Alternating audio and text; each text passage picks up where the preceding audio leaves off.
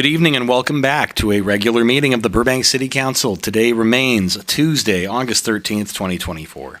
Tonight's study session, for which we've already collected public comment for, is regarding the Burbank Housing Corporation partnership and introduction of master loan agreement proposed changes. I'd like to welcome at this time Ms. Maribel Leland, Housing Authority Manager, to begin tonight's study session.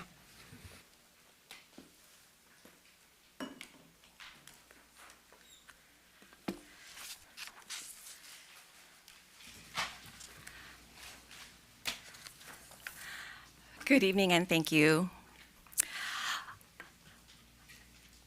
Mayor and members of the City Council, Maribel Leland with the Housing Authority Manager with the Community Development Department. Before I bring up the presentation, I just wanted to briefly say I'm excited to present an overview of the city's longtime partnership with the Burbank Housing Corporation. This partnership was established more than 25 years ago under different circumstances. That included the existence of a former redevelopment agency that provided the primary funding source for BHC's affordable housing developments. And with the end of redevelopment agencies in 2012, the city no longer has those ongoing restricted housing funds. Affordable housing developers must now utilize other local, state, and federal financing, including private financing, to develop affordable housing.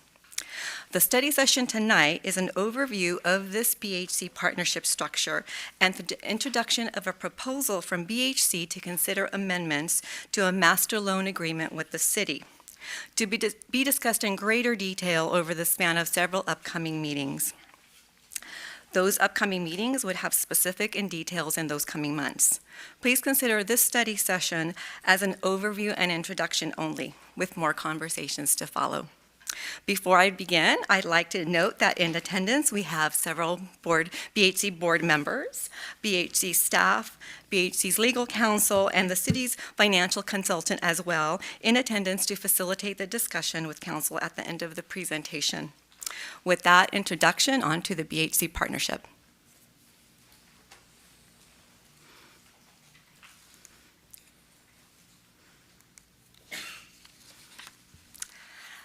As noted on this slide, BHC's mission for the last 25 years has been to preserve, upgrade, and develop affordable housing opportunities in Burbank and to provide a safe, service-enriched environment for the residents in our communities.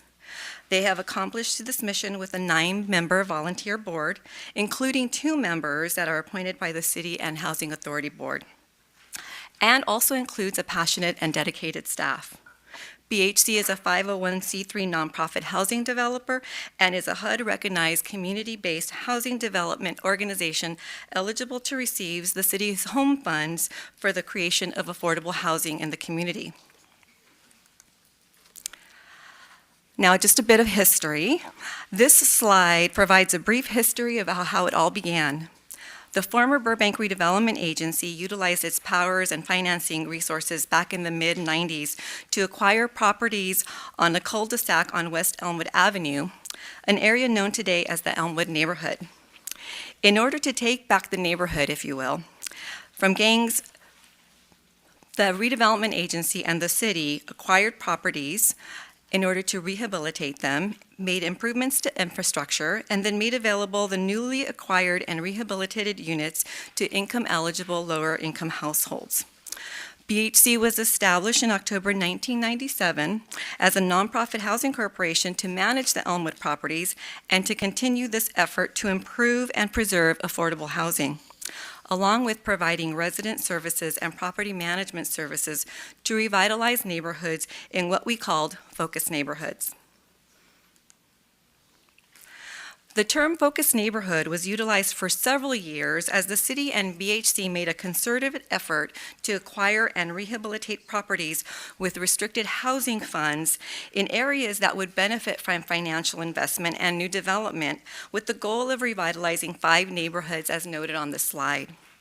The original focus neighborhood of Elmwood, the Peyton Grismer focus neighborhood over by the airport, the Peyton Grismer focus neighborhood, the Verdugo Lake focus neighborhood, and the Lake Alameda focus neighborhood as noted on this slide of the city. Through the partnership, more than 320 affordable housing units have been created through acquisition and rehabilitation efforts, as well as new construction projects, including the new accessory dwelling units that some of us visited earlier this year. These units, totals by focus neighborhoods, are on this slide, are available to extremely low, very low, and moderate income households.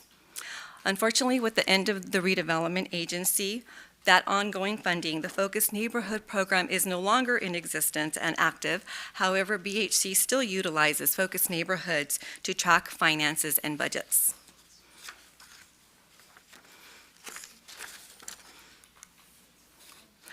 This slide outlines the 37 PHC properties by focus neighborhoods. In particular, I know there's a lot of text on this slide, but I wanted to highlight the transitional housing units noted at the lower left of the slide, which includes the transitional housing units, the special units, including Jerry's Promise, the transitional housing triplex for families administered with Home Again LA, and the veteran bungalows, the 11-unit complex that provides permanent supportive housing for veterans.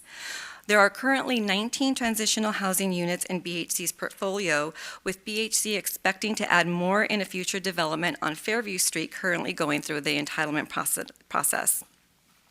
I'm highlighting these units as they have been another benefit to the city, additional housing options in alignment with the City Council's approved homelessness plan. Also noted on this slide is the original award-winning Elmwood Achievement Center, where programming and services are provided to residents of the properties and also available to non-BHC residents in the area if space is available. The Elmwood Achievement Center was the model for the other Family Resource Center in 3 other focus neighborhoods. You'll note there isn't a Family Resource Center in the Lake Alameda focus neighborhood. However, there is the 5th center at the Mary Alice O'Connor Center on Buena Vista Street. I'll be discussing the purpose of the Achievement Center and the Family Resource Center again later in the presentation. In addition to BHC's portfolio of units, housing staff also monitors about 400 units with affordability covenants, along with the vouchers allocated to the city, as well as some home ownership units.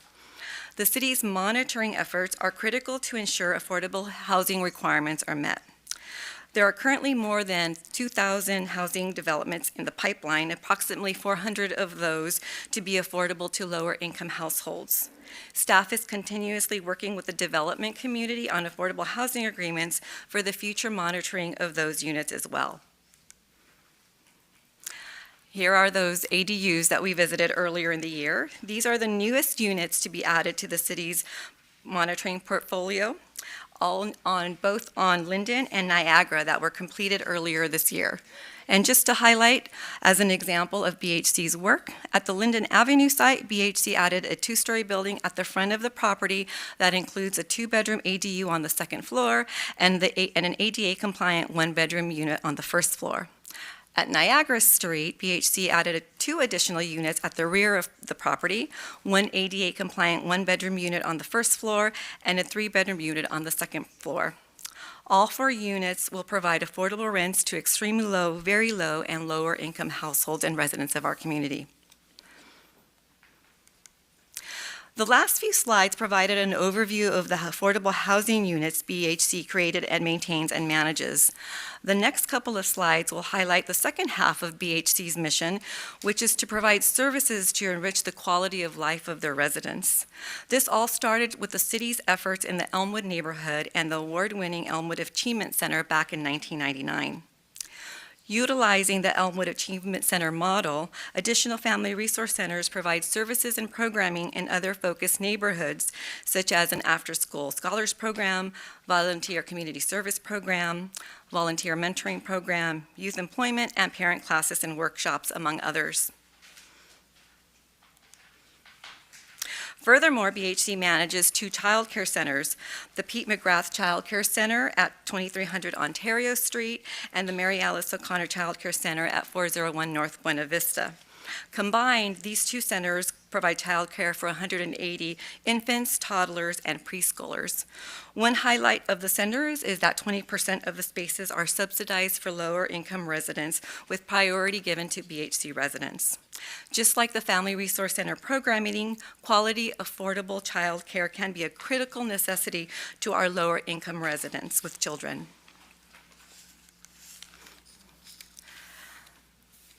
So the financing. The city has utilized its restricted housing funds to finance these BHC affordable housing developments. These funds include former redevelopment agency low and moderate income housing funds and federal home funds, all tied to one master loan agreement with cross-collateralization. There is one project that utilized state grant funds, and there have been some private funds utilized, but aside from that, most of the current funding was from the city's resources. Furthermore, long-term affordability covenants were handled on a project-by-project basis for a minimum of 55 years, following the more restrictive funding source. And the affordability period was extended each time a new property was added, known as the evergreen provision, to staff. To continue their work with the community, BHC has submitted a proposal to the city that would make global accounting changes and oversight changes to the existing master loan agreement. As the city no longer has ongoing restricted housing funds to assist BHC, these changes would give BHC the flexibility to apply to other funding sources, such as state and federal tax credits, private funds, and grants, to finance projects, among other changes in the proposal. Before summarizing the proposal, you may be wondering why make the changes now? This slide summarizes some of the reasons, including the BHC board and BHC staff are ready for the transition. The proposal would assist BHC as they continue to explore more affordable housing development in the community, such as a future project that requires properties to be removed from the master loan agreement for a housing application. The proposed changes would allow a more streamlined administrative process, and as previously mentioned, the city's housing funds have decreased with the end of the redevelopment agency, so there is the opportunity to look for more funding. In summary, we're starting the conversation now with this slide to address a partnership structure that is now 25 years old in order to allow the continued growth of the partnership. As previously stated, staff suggests ongoing conversations with the council and to make changes to be addressed incrementally, focusing for the time being on existing properties only, not new projects, and that new projects be handled separately, as new projects will likely have specific policy changes and decisions. The next few slides identify general categories for BHC's proposal for ease of discussion and to provide some structure. The reality is that all of the proposed terms are financial policy decisions for consideration, but again, just to provide some general context to the discussion. The green will identify the proposed changes to financial terms, the peach identifying the financial terms with more administrative tracking and reporting requirements, and the blue identifying new financial policy changes. These broad categories for the proposal are for ease of discussion, and just to remind the members of the public as well, the council is not being asked to make any decisions tonight. This slide summarizes the proposed changes to financial terms, including resetting interest to zero and foregoing all accrued interest, foregoing 1/55 of the principal each year as long as BHC is in compliance with agreements, resetting the term of the loans to an additional 55 years if and when the approval of a first phase is approved, and resetting affordability restrictions to the greatest feasible time, no less than 55 years. The proposed changes on this slide are still financial policy terms, but generally more administrative for tracking and submittal purposes to the city. For example, BHC proposes memorializing capital replacement and operating reserve requirements, possibly removing account caps and use restrictions on the current use of developer fees, and considering changes to the residual receipts definition and the annual budget submittal process.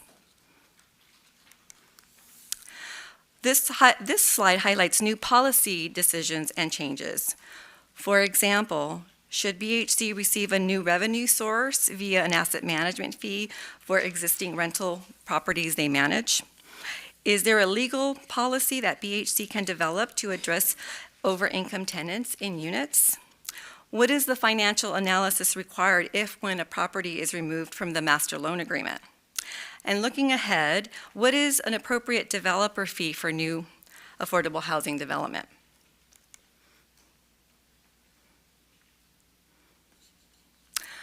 This slide highlights new policy, To summarize, the last 3 slides outline BHC's proposal to amend the master loan agreement for Council's consideration. The study session this evening was to introduce the proposal and begin the conversation. With the city's limited restricted housing funds and new development that BHC is pursuing, the time appears appropriate to reevaluate the partnership and explore opportunities. Past practices have involved extensive administrative oversight developed more than 20 years ago and may likely no longer be sustainable in the future. Staff proposes several future discussions with the Council on the PHC partnership. Some points to keep in mind. What does the Council wish to accomplish through the proposal? Would it be to provide an appropriate level of oversight for BHC's existing portfolio and future developments? If so, through what mechanism?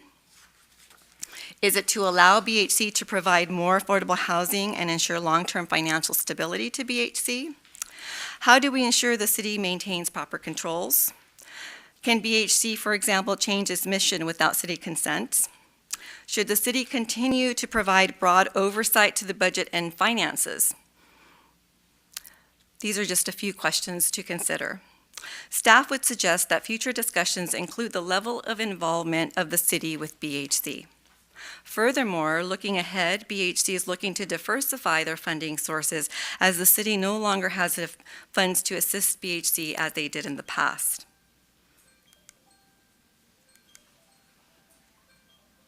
Staff's recommended next steps is to consider the changes incrementally through more discussions in the future.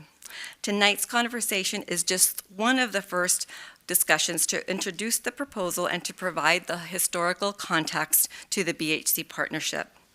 The next discussions will be for new proposed developments going through the process, and after those future discussions, any other discussions on future master loan agreement amendments would be scheduled beyond that with additional outstanding terms and additional details. Staff anticipates a minimum of 3, maybe more meetings to allow the council ample opportunity to review details and specific staff recommendations for future discussions. This concludes staff's presentation. We look forward to your thoughts and feedback. And again, members of the BHC board, BHC staff, and others in attendance will be happy to facilitate that discussion. Thank you. Great, thank you very much. Colleagues, we have approximately 35, maybe a little shy of 40 minutes for question and or discussion. Who'd like to lead us off? Not all at once now. Yes, Councilmember Anthony. Thank you, Mr. Mayor. So first off, this has been, I know there's been a long time coming on this discussion. From my understanding, we have a number of loans here, but they're all staggered at different times, different rates, different amounts, different interest has collected on each of them. Basically, what we're looking at here is to consolidate everything. It's like a debt restructuring is what I'm seeing. Yes, Councilmember, that would be one way to look at it. But in terms of staff's terms, it would be amending the terms of the master loan agreement. Sure. Right. No, absolutely. I think it's fair to say it's a restructuring. It's also a partial debt forgiveness. And I would direct you to slide 15, which talks about some of the terms of financing, including resetting the interest rate to 0 and the foregoing 1/55th of the principal each year. I think that's a very, very reasonable term. My one question, if we could go back to slide 11, actually. So this was something that I have a question on. It says proposed amendments to the master loan agreement. The second bullet point there says flexibility to apply to other funding sources such as state and federal tax credits. Are they not able to because we lock them out, or because their debt ratio is so high they don't qualify for anything? What's happening? Why would this change give them the flexibility that they don't otherwise have? I'll begin, and I may have to ask our financial consultant, Ms. Kathy Head, to also chime in with additional information. The way that the master loan agreement works is that all of the properties are tied to one master loan agreement, and so they're all cross-collateralized. So really, in a new development, the properties would need to be removed from the master loan agreement in order to stand alone as an application to, let's say, a new tax credit project.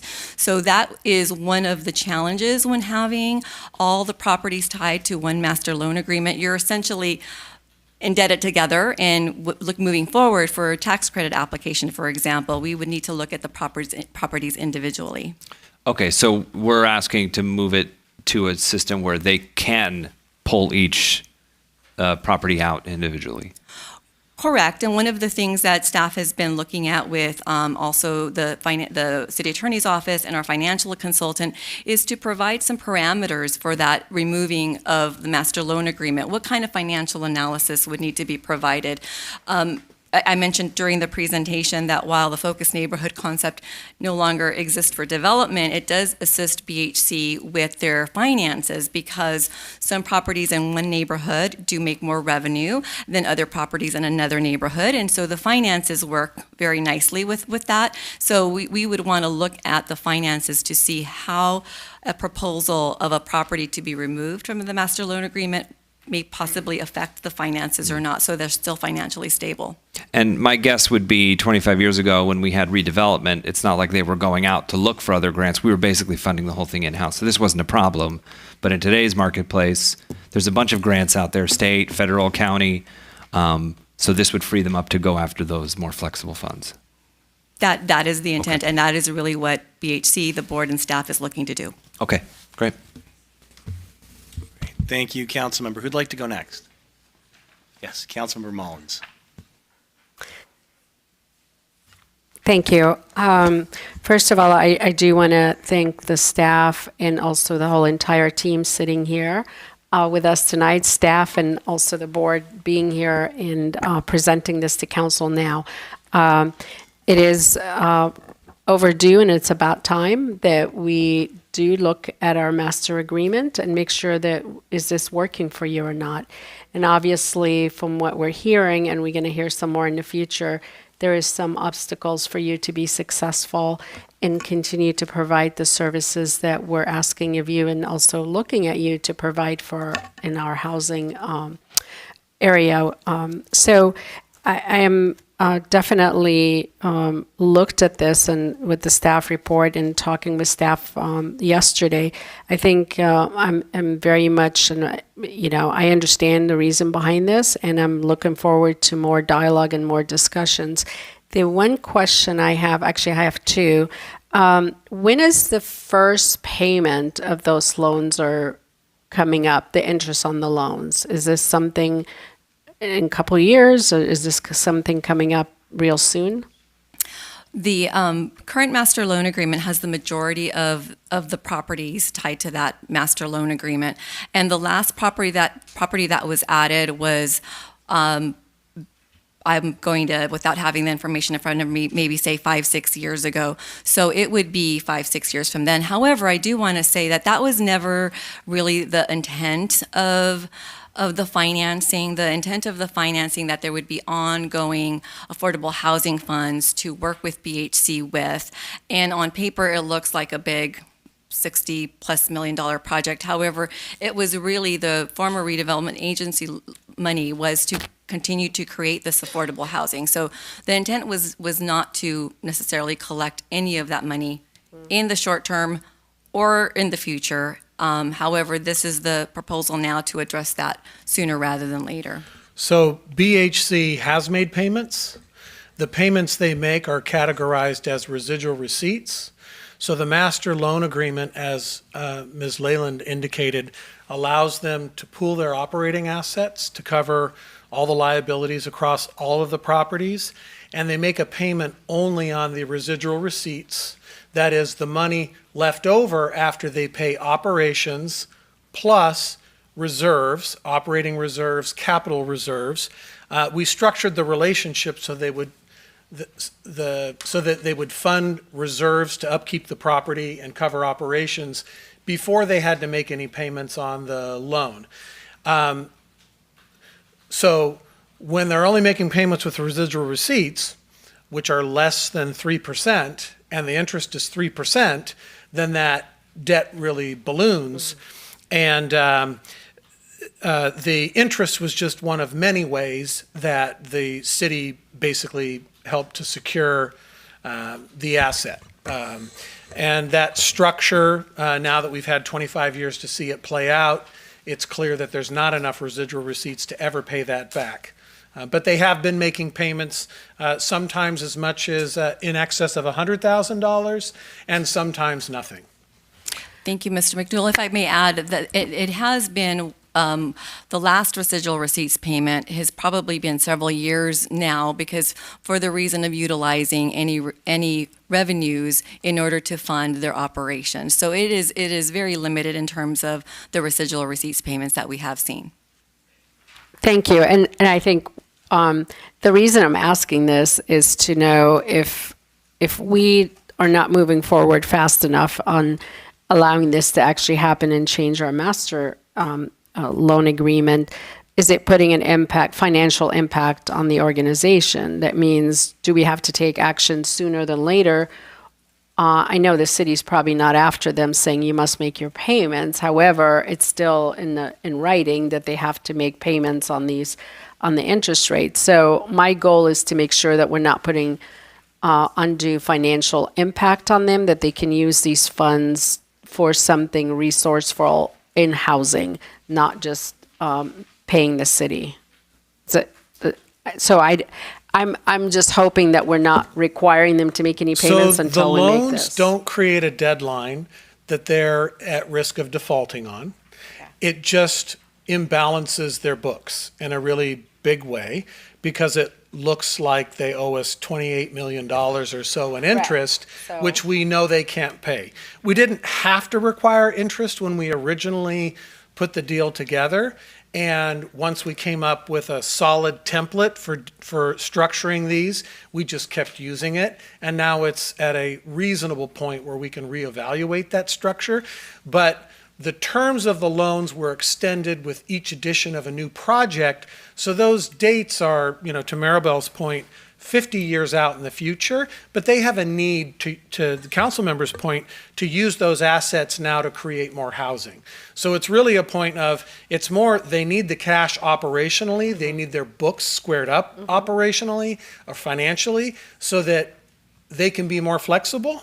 And that's really the question before the council. The city has secured probably, 6 ways from Sunday on this, and we really don't need that many assurances. This has been a solid working relationship, and but there's no immediate legal jeopardy for them the way it's currently structured. Okay, thank you. Appreciate that. We don't need to hold them up for their lunch money, is what you're saying? Well, I want to make sure that it's more on the positive, not a minus in red. So it's also very helpful to know that that debt is not sitting there, that, council will, take action and as your staff is requesting from us. Thank you. Thank you. Anyone over here like to continue us on? Councilmember Takahashi. Thank you. Thank you, Mr. Mayor. And thank you for preparing this presentation and for all of you being here tonight, and for putting so much effort into all the work that it takes to build and maintain all of our affordable housing and support our families and our residents there. So thank you so much. So specifically about the potential restructuring of this. You had mentioned about the flexibility of being able to pull out one project from the bundle. Now, if a new project is proposed, it's not in the bundle yet, how does it work currently, and what is the proposal for a new additional project? Thank you, Councilmember, for the question. There have been new developments, including the new accessory dwelling units that haven't been added to the bundle. So the recent practice, at least in the 3-4 years, has been not to include them into the master loan agreement for a variety of reasons. And that actually will make that, we'll have to consider that and look at that looking forward, as is that would be another discussion in staff's opinion, is how do we handle new developments moving forward? And for now, it's looking at the existing master loan agreement and all the existing properties that are tied to that. So in the recent past, there have been at least 3-4 properties that come to mind that haven't been added to the master loan agreement. Okay, so as we move forward with this process, is that going to be also considered with looking at this entire restructuring as how we add new projects? I would suggest that, yes. Okay, great. And then with the current projects that are in the bundle now, and we have the master loan agreement for, how much involvement as our city staff, how much oversight does our city staff have in this process now? And then compared to what the proposal is, how much involvement would our staff have of the oversight for the proposed? So how much time, how much involvement in the decision-making? Are we looking at potentially, where I'm getting to is that the BHC would have more independence in some of the process, and there'd be less involvement for the city, or would it be the same? If you could just kind of describe the two.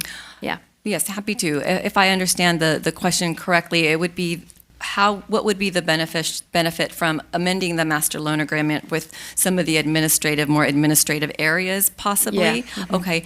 If in that particular sense, if there is through the conversation in the coming months, if there is more of a set review of when budgets are proposed, how much level of review does a budget need to have? That would certainly allow more staff time, not needing to review all of that in detail. Also, it could be a variety of things. There could be a component if one of the proposed terms is to forgo the principal of 155th every year. Mm-hmm. So does that mean a residual receipts payment possibly goes away? Because then eventually at the end of the 55th year, mm-hmm. there's no longer a principal. So really, is there a need for residual receipts? Do they get restructured in a different format? Mm-hmm. So there are several financial benefits that we could consider also looking at.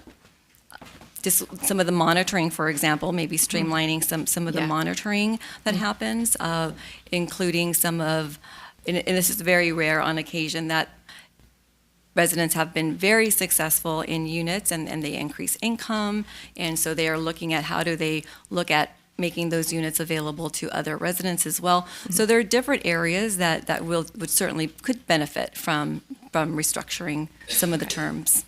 Because it sounds like in this proposal, it's part, it's financial, yes. It's also an efficiency. It's also being able to have flexibility and efficiency through the process as well. And so I just want to make sure that looking through efficiencies, that we also are careful not to, add risk. So, and then when a project is not in the bundle, but it's on its own, would BHC then have its own process itself, or would cities still be involved with the separated out properties?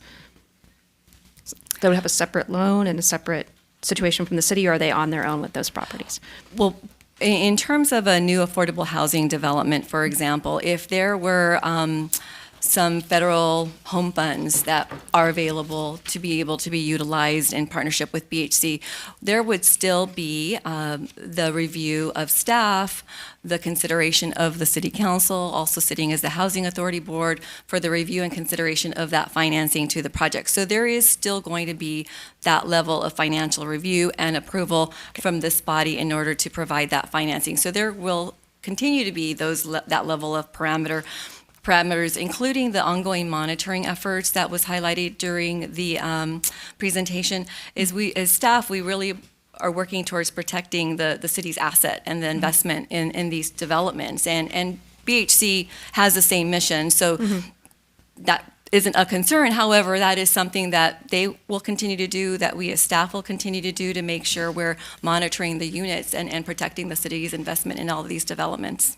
Great, thank you. I have one more question, Mr. Mayor, and I'm done. So on pages 15 and 16, I appreciate you delineating these out, by the way, into separate categories, because there's a lot of potential changes, so seeing it separated out helps understand it. That said, these still are, it seems to me that, to me, at least at this kind of like non-financial expert perspective, that these are still kind of principles, and I would love to see in our next rendition, our next evolution of this presentation, to have some more specifics of what it looks like when these changes are made financially for BHC, financially for us, what kind of risk increase or decrease does each of these cause. I think that would be helpful too, to see not only the specific terms of the changes, but the impact of those terms and how that would look. But otherwise, I really appreciate the way this is delineated out. Thank you, Mr. Mayor. Thank you, Vice Mayor. Thank you, Mr. Mayor. I don't have any questions in particular. Councilmember Takahashi and I did get a sneak peek at a lot of this during the Affordable Housing Subcommittee. My only question is, I wanted to give an opportunity to our BHC folks to add anything that they'd like, share any other information, and just ask, is there anything else you'd like to share or add to what staff has shared? Welcome. Please state your name. Good evening, Mr. Mayor, Vice Mayor, and members of City Council. Sylvia Moreno, Executive Director of BHC. First, I would just like to say that we're very excited to be here tonight. This has been a long time coming. We've been discussing BHC's proposal for almost over 3 years now, and so we're very excited to be here.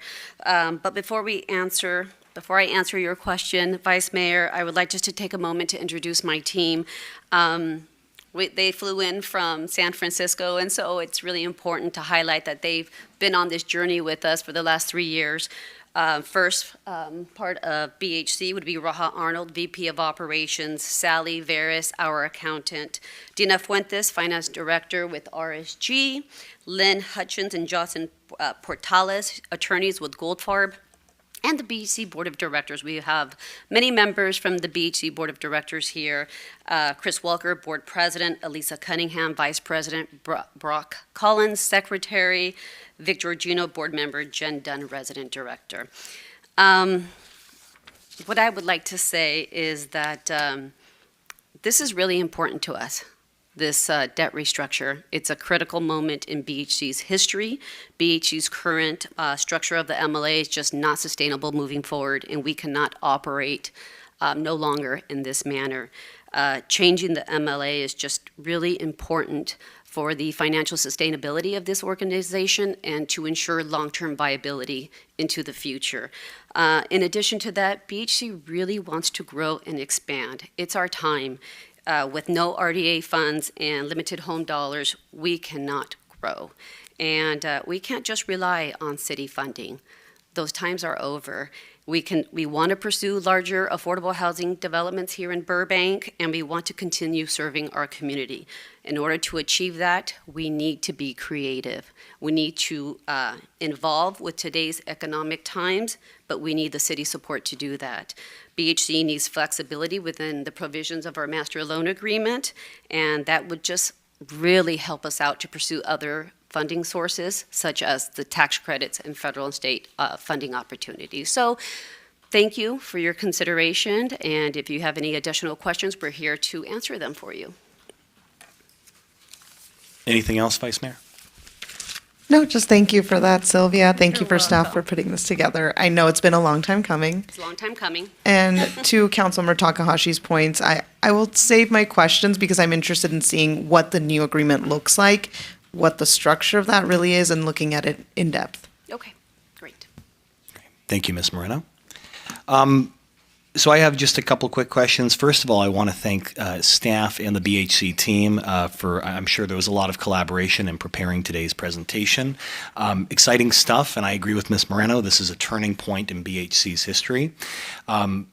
I bring this up to say that I won't be here most likely for some of the following study sessions, but I fully support the proposed action. But the questions that I ask acting out of a fiduciary duty to the citizens of Burbank. So there are a couple questions I would like to have answered.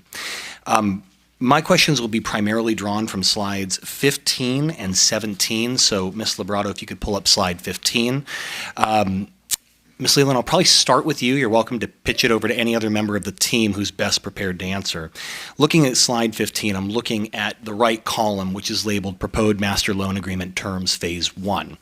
The first bullet point there on the right says interest reset to zero, which I think we've adequately discussed, and that certainly is clear, and forego all accrued interest. My question is, what is that dollar amount? What is that value?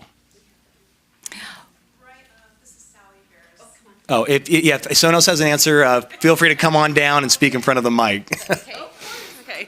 And if you don't mind, just, even though we know who you are, for the sake of the public, if you could reintroduce yourself. And we also have these two microphones right over here, too. If you want to stay up here, there's a seat there as well. Okay, Sally Veras. I'm the accounting consultant for BHC, and I've been involved in their accounting for several years now. Right now on our books, we have $19.7 million of accrued interest on our books. Okay. And we also are carrying the loans of about $59 million. So it's every year we have $1.3 million of accrued interest added to our books. And we're in a negative equity situation from an accounting standpoint. So when we go for a loan to a traditional loan company, they look at us like, no, we don't look good at that perspective, and that's why we want to start, relieving the principal and forgiving the interest. And like the city has said, it needs to be drawn up legally, properly, so that we could do this. We can't just go ahead and do this based on our master loan agreement the way it is now. All right. Thank you. And I think you actually addressed perhaps my second point, which was the second bullet point on the slide discussed foregoing 1/55th of principal each year, provided that BHC is in compliance. So if I heard you correctly, it sounds like the total outstanding loan amount is approximately $59 million? Yes. Okay. Thank you. The last question I have, Ms. Librato, if you could turn it over to slide number 17, and again, we're going to be looking at bullet point number 1 here. As it currently exists under the MLA, there is no asset management fee imposed on city-owned properties that BHC manages. The proposed master loan agreement terms does contemplate up to or equal to 50% of any remaining residual receipts. This would be a new source of revenue for BHC. I'm trying to understand, this is a cost that the city would bear, is that correct? Thank you for Or the who question, would pay, Mayor. I guess, is what I'm Right, trying no, to thank get you for at. the question, Mayor. Not necessarily. It would be based on any revenues coming to the properties, and this would be something that we would look at very closely with our financial consultant. So in terms of their operating revenues, expenses, if there's any, and this may have to change a little bit, because one of the terms that we're also looking at is, what's a residual receipt payment? Do we continue it with the residual receipt payment? So that could be something that changes as well. So all that to say, the gist of this term, and Ms. Moreno could add more, is to create and looking at opportunities for more revenue to BHC. So at the time this was created, I think in our discussions, this may have changed over time if a residual receipts payment possibly is no longer required as a master loan agreement if we're foregoing 1/55th of the principal. But my understanding is that they were looking at ways to how do we create more revenue? How do we create a revenue stream to the Burbank Housing Corporation in order to continue funding? And if I'm happy to invite Ms. Moreno if she'd like to add to that. Sure. Let's hear from Ms. Moreno first, and then Councilmember, I know you have a question or comment after that. So the annual asset management fee is for the Peyton Grismer properties. We have a 99-year lease agreement. We do not own the properties. The successor agency owns the properties. It's a total of 70 units. We've never collected a fee for managing the city's assets, and properties are very nice. They're very, very well taken care of. And so, yes, we would like to earn a fee for managing the city's properties. Now, the fee would come from the residual receipt payment. So I'm going to give you an example. At the end of the year, say the cash flow at the end of the year is $20,000. We would like to collect 50% of that, which is $10,000 for managing 70 units owned by the successor agency. Just an Thank example. you. No, thank you very much, Ms. Moreno. I know that is just an illustrative example. It could fluctuate year to year. And for clarity, Mr. Hess, Mr. McDougall, correct me if I'm wrong, we are, for all intents and purposes, the successor agency. The council manages those funds. The housing authority, the city council sitting ex officio as a housing authority is the successor housing agency. I believe I'm the chair of said authority. Is that correct? Today, yes. Yeah. Oh, well. Boy, you just can't wait to give me the door, can you, Joe?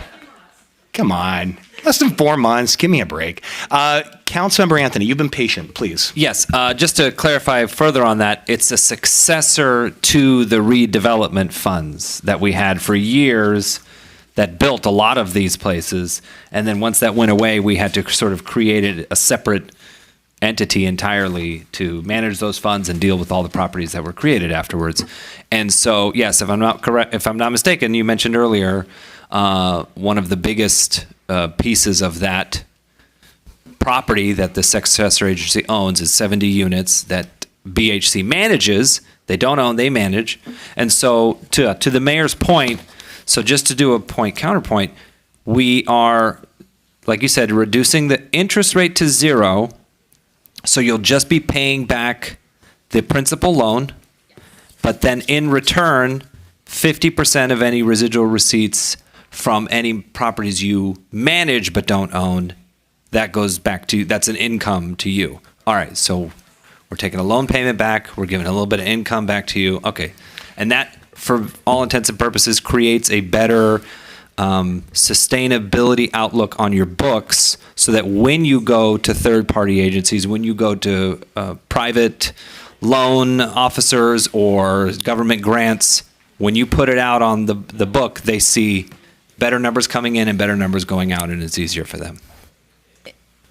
Before Ms. Moreno answers, I believe Mr. McDougall's been chomping at the bit. to Yeah, weigh in. so this is theoretical because the concept of the residual receipt, actually BHC has not always been able to fully fund their reserve study. So when we go through this, you'll notice that on these columns, on slide 17, actually, yeah, well, on 15, on 16, these are broken into phases. And at some points in our conversations, at least from a staff perspective, we've mused as to whether there aren't 4 phases, not 2 phases, because these concepts are actually quite complex. And when we start talking about pulling properties out for BHC to be able to expand its mission in housing, it gets more complicated still, like new projects. So yes, theoretically, but there are other moving pieces, like have they been able to fully fund all of their reserves? And in some cases, they haven't. So that would also affect those definitions. Okay. All right. Thank you, Mr. Mayor. Thank you. Did that spark any other questions from colleagues? Yes, Councilmember Mullins? I do have another question, but it's not related to that. But yes, great points that we need to clarify, and also the 50%. And I wanted to know if that's negotiable, or this is something the city and staff can work on. I'm just curious. It's all negotiable. Negotiable. This is, Okay, This I is was- the first of as many. Ms. Leyland said, several meetings. Okay. And really, all of us have been participating to understand what has to happen first, what can improve their outlook most quickly versus what items may need to take a little time, like a litmus test for which properties are removed from cross-collateralization, those sorts of things. Okay, great. I do have a question on a different topic, but I know it is in the master agreement as a whole, and that is something I know when you come back, I'd really would like to see if we can include that item in the discussion, and that's the over income. I understand it is in the master agreement that we have with the, BHC, and so if you maybe take a quick minute to explain what that over income, if the city attorney is okay with that, and then I'd like to see if language can come back when we do discuss it further to what we can do about it in preparation of your meetings that you're going to have. Thank you, council member, for the question. I'm happy to start, and then maybe the BHC team has more to add. In terms of the funding sources that we have for our affordable housing developments, we have different income limits. The units have to be given at affordable rents to income eligible households. As I mentioned during the presentation, with the resources and the services that BHC provides, some households have been able to increase their income, and so they're able to move maybe into another unit that is more designated for their income. In some instances, and it's very minor, there's only a handful, my understanding, the last we looked at this was maybe 10 or 11 households that do then go beyond an affordable housing cost or being income eligible. And in those particular cases, BHC has worked with city staff to go over their income, review it, and then what the federal funding sources allow is then look at those households and see, are they able to pay, for example, market rate rent or 30% of their income. So that's the challenge with the funding sources, is that we do have an obligation that we don't want to make anyone, to displace anyone. And so we have to work within the parameters of the funding sources and the regulations and requirements. So that's been part of what we've been looking at. I know the BHC, along with their legal counsel, would be happy to look at opportunities if there's some sort of legal parameters that does allow that, but that would have to be reviewed very, very closely in staff's opinion, and discussing with the city attorney's office the legality of that and what kind of a policy that might entail. Great. Anything else to add from the BHC team? So I do want to thank for the No, I don't, there's not much more to add. Okay. You know, Celine was pretty accurate about it. I do want to say, though, that a handful is actually not what it is. We have averaged about 18 families a year over the last 5 years that are over income. And as much as we want to house everybody, you know, these units are meant for low-income families, and when you have families that are making upwards of $150,000 to $200,000 a year, they really should not be utilizing these spaces. And we just want to find a way to be able to gently have them vacate, so we can bring the people that are on our waiting list, over 550 families on our waiting list, into these units so they can have an opportunity. Great. Thank you for that explanation. And this is something I really would love to see when it comes back to us, discuss with staff and the organization to see how could we solve this issue so we can work with all the families. Thank you. Thank you, Mr. Mayor. Thank you, Councilmember Mullins. Any other questions or comments? Well, I'll wrap with just saying to Ms. Leland, to the BHC team, I really appreciate the in-depth study tonight, and I want to assure you my questions were not intended to be too hard-hitting, but Ms. Moreno, maybe I'll give you the final word. You know, the terms that we're talking about are resetting to zero and foregoing accrued interest totaling almost $20 million. And if BHC is in compliance over the course of the new 55-year term, which I have every reason to believe that you would be, we're talking about the forgiveness of almost $60 million in outstanding principal. So I guess my question is, I know for a fact you have some pretty bold vision for how you would use that extra liquidity, that extra flexibility. And I know you can't get into all of that tonight, but I'd love for you to just give us a taste, to outline for us what you see BH Future looking like. And I imagine we'll get into that in our next study session. And you can use the microphone right in front of you, or you can take the podium. Both work, I believe.